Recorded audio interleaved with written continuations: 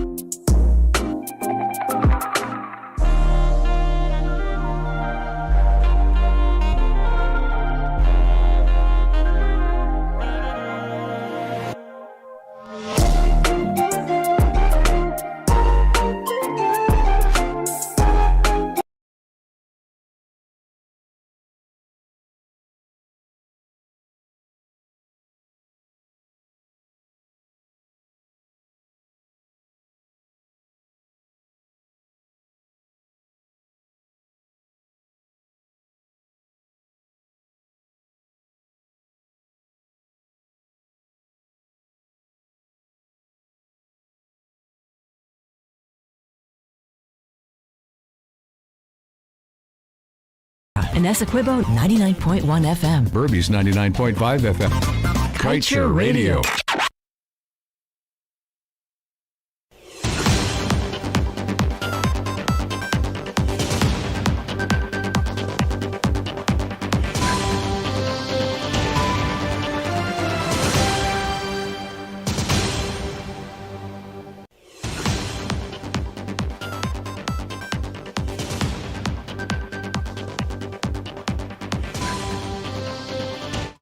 Hello, thank you for tuning in to Kaieteur Radio. I'm Kevin Smith. Welcome to your news at noon. These are the top stories we're tracking.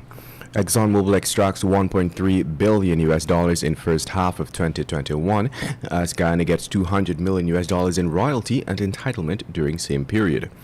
Guyana will still have to import heavy fuel for gas plant, says Cabinet Papers, and viability for project also requires GPL maintained at all times. Meanwhile, TNT Company moves to increase market share in massive storage facility for oil sector and anticipates $200 million in sales in first year. Meanwhile, Ecuadorian court orders end of flaring in Amazon. Lamaha Park woman awakes to guns pointed at her. Man remanded for harboring gold heist bandit, and 36 unvaccinated Guyanese die from COVID-19 in 1 week. 4 more deaths take death toll to 687. Stay tuned to stay informed.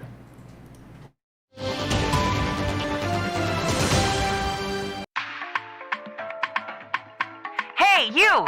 Going out? Want all your favorite radio stations on the go? Listen up and let's go. Anytime and anywhere. All your favorite radio stations are in one place. Listen wherever you go, anywhere, anytime. You can even listen without Wi-Fi with Go Loud on a Digicel Prime bundle. Talk, music, news, whatever you want. On the go, Go Loud. Go Loud gives you all your local radio in the palm of your hand. Go out in style. On the go, Go Loud. Download today.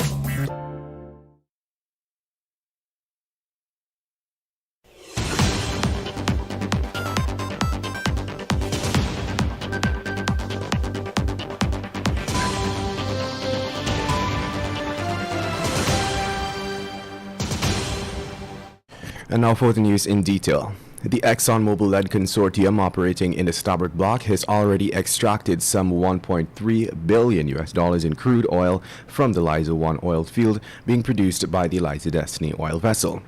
In contrast, Guyana has for the first half of the year collected a total of 1 million barrel entitlements amounting to some $200 million at the average world market prices for the year. The country in August last received payment for its 7th oil lift to the tune of $79.6 million, the largest single oil payment that the country has received to date. Meanwhile, ExxonMobil is also boasting that for the first half of the year, it spent some $93.8 million directly with Guyanese companies for services ranging from the provision of foodstuff to engineering. And now let's tell you the government of Guyana has been steadfastly propagating the idea of a gas-to-energy project that is supposed to reduce not only the nation's fuel import but still significantly reduce the country's greenhouse gas emissions as a transition fuel towards the goal of 100% renewable at some point in the future. What has, however, been lost in the public debate over the pros, cons, and feasibility of setting up a natural gas electricity plant is the fact that it was never intended to be a natural gas plant alone, but in fact a dual-powered plant using both natural gas and heavy fuel oil.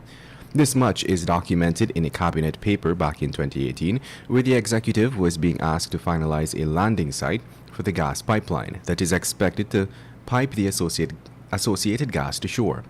The use of a dual-powered plant has also been the basis of the 2017 Energy Narrative Inter-American Development Bank financed study, which is in large part also served as the basis for the gas-to-shore project being peddled by both the incumbent and recently ousted administrations.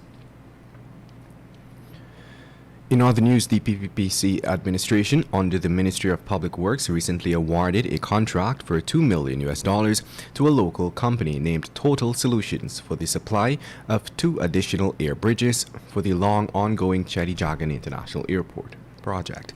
Information coming to light, however, indicates that the ministry paid some $350,000 more for 2 air bridges than the previous administration had paid for the same facility.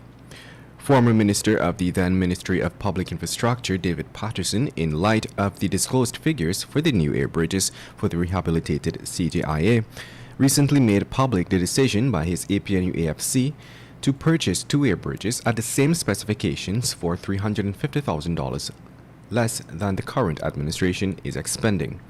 Additionally, members of the previous APNU AFC government are also questioning the credentials of the company.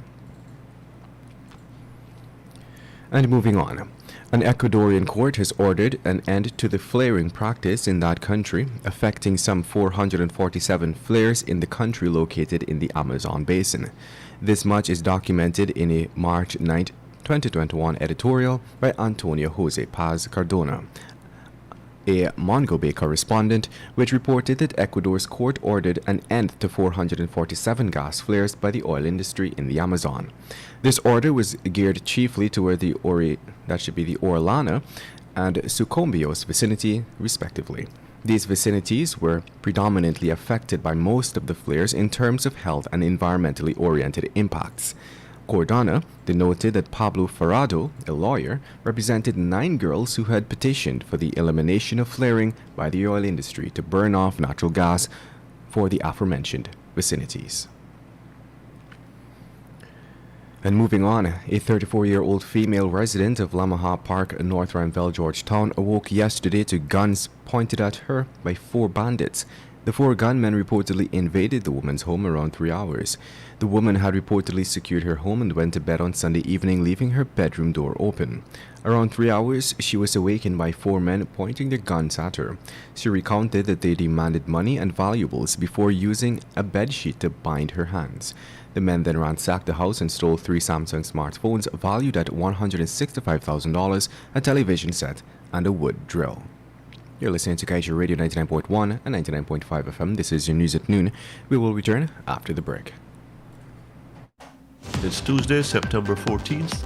Welcome to Kaieteur Radio 99.1 and 99. Inviting you to join me weekdays from Monday to Friday on the National Outlook for commentary on a range of issues. Immediately after the 12 noon and 7 p.m. newscasts on Kaieteur Radio at 99.1 FM and 99.5 FM. Looking forward to you sharing in the conversation.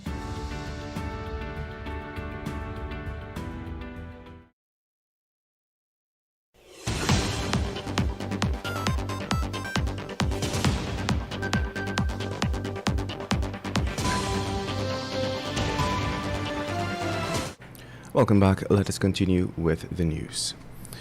A newspaper vendor was yesterday remanded for harboring a man wanted in connection with the multi-million-dollar gold heist at Wallace & Enterprise on August 6th. The newspaper vendor, 31-year-old Akeem Rajkumar, appeared at the Georgetown Magistrates Court before Principal Magistrate Cheryl Isaacs Marcus. It is alleged that on August 7th he received and harbored Antonio Mirage, knowing that the man had committed a felony. Rajkumar pleaded not guilty to the charge, but according to the prosecutor in the matter, the defendant had admitted to police that he harbored Mirage and even assisted him in the heist. In fact, Rajkumar had told investigators that Mirage had given him the gold they stole from the business place located in Kitty to cut up in pieces. He reportedly told detectives that he was paid $100,000 to cut the gold into 3 pieces. Due to the seriousness of the offense, Rajkumar was refused bail by the magistrate and will return to court on August 19th. That should be October 19th. In other news, Non-Destructive Testers Limited, or NDTL, a Trinidadian company which was established in 1990 to provide a range of inspection, testing and heat treatment services to TNT's oil industry, is making moves to establish a strong presence here. The company, which registered its operations in Guyana in June 2018, has applied to the EPA for approval to construct a massive storage facility which spans 112,774 square feet at lots 1 to 2 Coverdon on the east bank of Demerara. According to the project documents, the site will not require any major infrastructure and utility development as the area is generally flat and has an existing building which will be used as office space and workshops for conducting inspections. NDTL said too that no major earthworks or waterworks will be required prior to commencing the project. It is understood that NDTL intends to raise 100% of its own capital for the project. In the first 5 years, it anticipates sales to be about $200 million with an approximately 5 to 10% growth rate in the second and third year of business.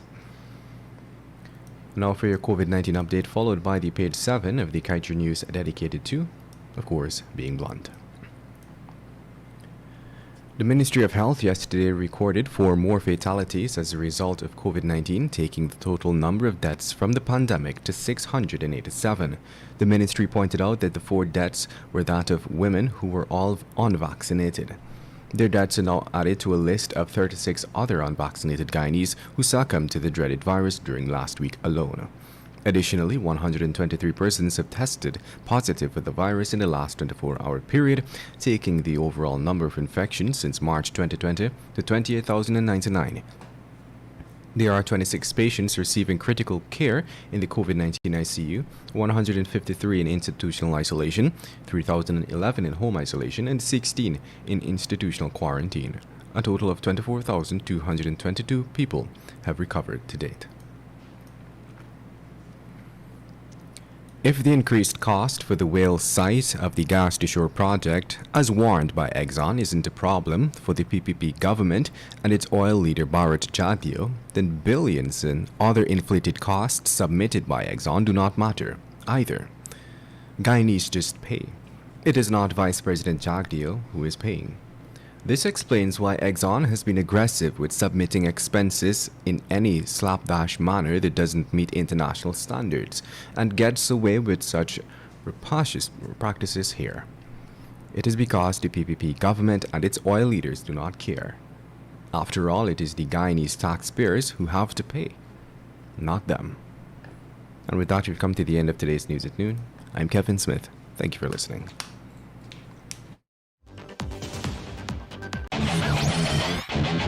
Want value for your advertising dollar? Then place your ads on Kaieteur Radio's newscasts. Streamed live on 6 different mediums, reaching hundreds of thousands. Advertise today and watch your dollar grow. Call us on 225-8465 or 226-8210 today.